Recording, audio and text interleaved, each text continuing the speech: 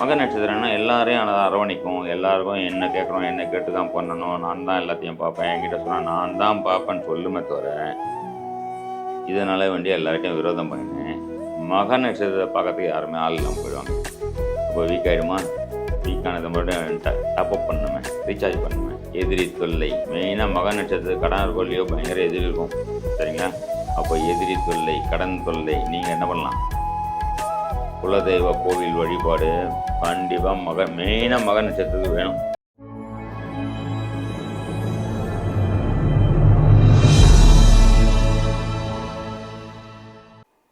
ஜெய் ஸ்ரீராம்.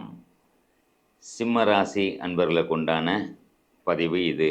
சிம்ம ராசி, சிம்மனாலே சும்மா சரக்குன்னு ஒரு சுறுசுறுப்பு வருதுல்ல, அதுவும் பார்த்திங்கன்னா இந்த பதிவு மகம் நட்சத்திரத்திற்கு உண்டான பதிவு. மகம் நட்சத்திரம்னா மகம் ராசிக்கு இந்த பதிவு 50%ம், லக்னம் மகம் ராசி அதாவது சிம்ம ராசி மகம் நட்சத்திரத்தில் ராசியாக இருக்கவங்களுக்கும், லக்ன ஆரம்பமனை மகம் நட்சத்திரம் 1, 2, 3, 4 பாதங்களில் பிறந்த உங்களுக்குண்டான பதிவு இது.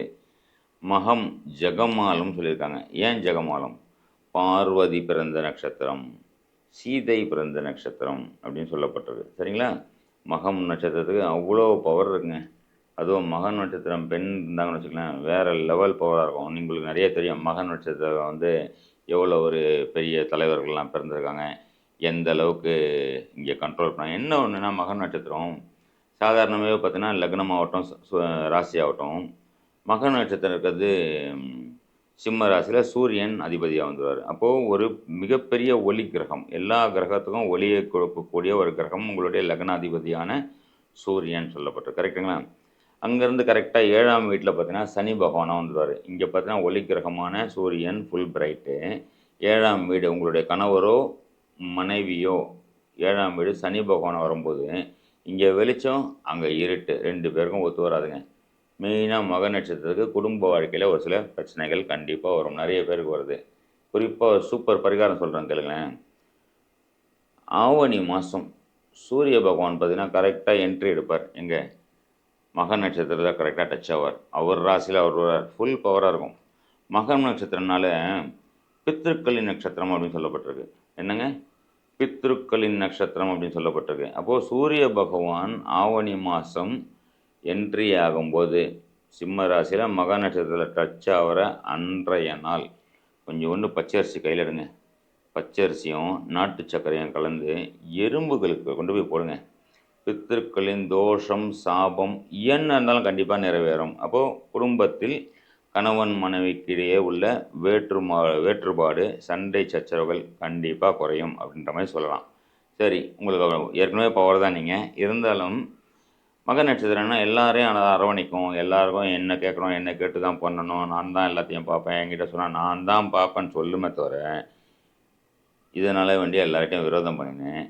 மக நட்சத்திரத்தை பார்க்கறதுக்கு யாருமே ஆள் இல்லாமல் போயிடுவாங்க. அப்போ வீக் ஆகிடுமா? வீக் ஆனதை மறுபடியும் டாப் அப் பண்ணணுமே, ரீசார்ஜ் பண்ணணுமே. எழுதிக்கிறேங்க, உங்களுக்கு உண்டான டாப் அப் கோவில் எழுதிக்கிறேங்க. சரிங்களா? மகாலிங்கேஸ்வரர் திருக்கோவில், அருள்மிகு மகாலிங்கேஸ்வரர் திருக்கோவில் விராலிப்பட்டி நத்தம் அப்படிங்கிற ஊரில் இருக்குது. திண்டுக்கல்லேருந்து 10வது கிலோமீட்டர் தூரத்தில் இந்த கோவில் இருக்குது. இந்த கோவிலுக்கு போயிட்டு அபிஷேகம் செய்யுங்கள். அந்த அபிஷேக நீரை வாங்கி குடிங்க. அங்கே கொடுக்குற பிரசாதத்தை வாங்கி சாப்பிடுங்க. அன்னதானம் கண்டிப்பாக செய்யுங்கள். உங்களுக்கு டாப் அப் ஆகுமா? 100% ஆகும். கண்டிப்பாக அந்த இடத்துல அந்த கோவில்லையோ இல்லை கோவில் பக்கத்துலேயோ அந்த ஊரில் தங்கி இருந்துட்டு மறுநாள் என்ன பண்ணலாம்? நீங்கள் மட்டும் டாப் அப் பண்ணால் போதுமா? எதிரி தொல்லை. மெயினாக மக நட்சத்திரத்துக்கு கடன் இருக்கோ இல்லையோ பயங்கர எதிரி இருக்கும். சரிங்களா? அப்போ எதிரி தொல்லை, கடன் தொல்லை. நீங்கள் என்ன பண்ணலாம்? குலதெய்வ கோவில் வழிபாடு கண்டிப்பாக மெயினாக மக நட்சத்திரத்துக்கு வேணும். குலதெய்வ கோவில் வழிபாடு. குலதெய்வ கோவில் வழிபாடு நார்மலாகவே உங்களுக்கு ரொம்ப ஜாஸ்தியாக இருக்கும். அப்படி போக முடியலனாலும் ஏதாவது ஒரு குறுக்கீடு வந்தாலும் கண்டிப்பாக போயிட்டு வழிபாடு பண்ணுங்கள்.